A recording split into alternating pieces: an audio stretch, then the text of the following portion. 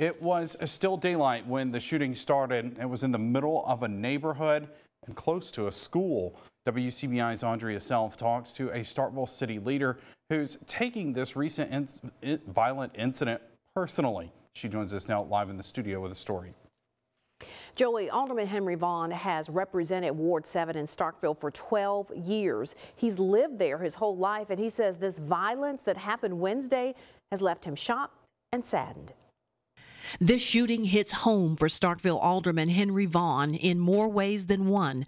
One of the victims, 32-year-old Justin Vaughn, is his nephew. He's a kid that was making a change in his life, and like I talked to my brother last night, he said, Henry, he just in the wrong place at the wrong time. And the deadly violence happened in Alderman Vaughn's neighborhood, just feet from his home. It really hurts my heart because this is the ward that I live in. This is the area I've been raised in all my life. I lived here all my life, and it hurts to see this happen. The shootout happened late afternoon. Just a couple of hours earlier, students could have been outside at nearby Henderson Ward Stewart Elementary School, a thought Vaughn says is hard to bear.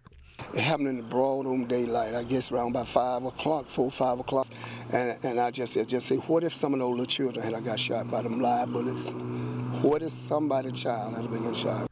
Vaughn acknowledges that stopping this kind of violence has no easy answers, but says it has to start with getting a grip on the gun problem. It's just too many guns on the street, and we got to find a way to get them off the street.